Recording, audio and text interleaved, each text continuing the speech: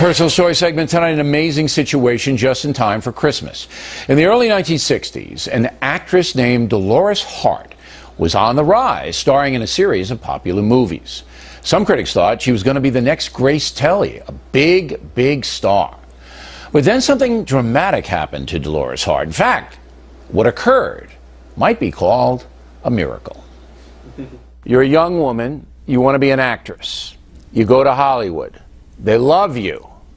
You get into a movie with Elvis Presley. Well, I wanted to be with you. And not only here, but I want you with us on the road, wherever we go. They don't need me. And you don't need me. You're going to the top, Deke, and you're going alone. Tell me about the first meeting with Elvis. I was in first year college, so I walked into the office and meet Mr. Elvis Presley. And he stands up and he comes over and he says, "How do you do?" And I said, "Well, what do you do?" You said, "What do you do?" Now, a week before, he had been on the Ed Sullivan Show. Oh. And it had been a big controversy. But you being a college student, you didn't hear about it. I did not have the slightest idea what that was until I went back to school after the girls saw or heard about my interview. And they said, "What, you nuts?" I said,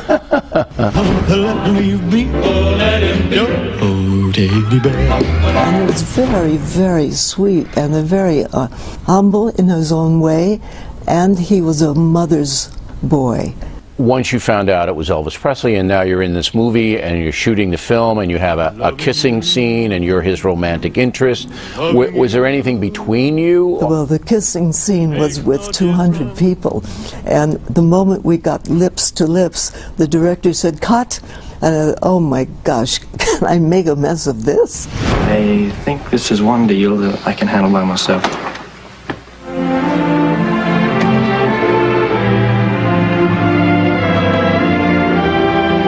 It was his first kiss also. Right. But you guys didn't have anything off the screen or anything like that? No, we did not. In fact, he asked me out, and I said, "Elvis, I would love to do this, but I don't believe in mixing work and pleasure." Really? You said that at 18? I said, "I've got to get up at 5 in the morning to be here and ready at 8 o'clock.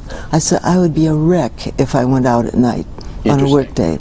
So then you did a series of other movies, Where the Boys Are, and then you would King Creole back with Elvis. Hi. Oh, hello. Well, don't give me that. I saw you looking. You're pretty sure of yourself, aren't you? Well, not always. Did you become a secular person in the Hollywood tradition? I learned very soon that the values of being in Hollywood were not what people thought they were. What's your name? Nellie? What time you get through work? Why? Well, I thought I might meet you. What do you think I am? I'd like to find out. So now you're 24 years old, you have a nice Hollywood career going, beautiful woman, you're engaged, and all of a sudden, you have a spiritual awakening? I had come to Regina Loudis much earlier when I was in the play, The Pleasure of His Company in New York. And a friend of mine told me there was a place I could go up north for a little rest because the play was in its 9th month. Bill, the minute I put my foot on the ground, something in me fell in love. So I went to see the abbess, Mother Benedict, and I said to her, "What would you think of someone like me as part of your community?" And she said, "Dolores, you go back and do your Hollywood thing. You're too young for this."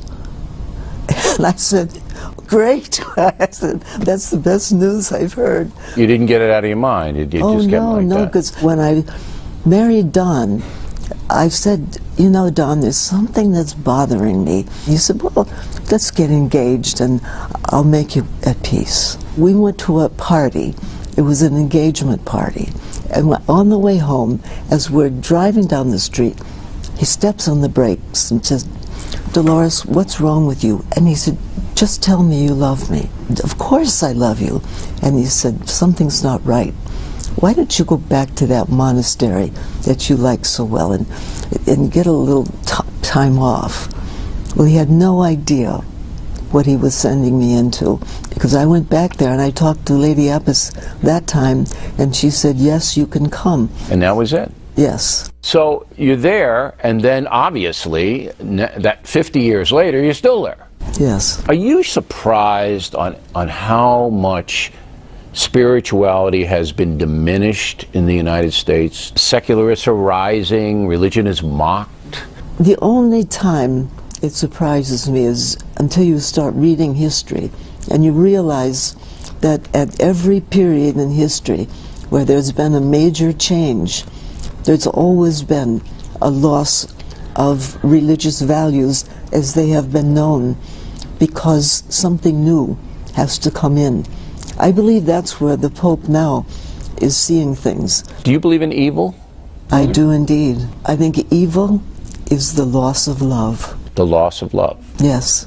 Whenever something evil happens, it's because persons refuse to love. Mother, thanks for speaking with us today. Extraordinary woman, and Mother Dolores has a book called The Ear of the Heart. The Ear of the Heart. Make a great Christmas gift for just about anyone, even non-believers. And Mother Dolores donates all the proceeds to charity.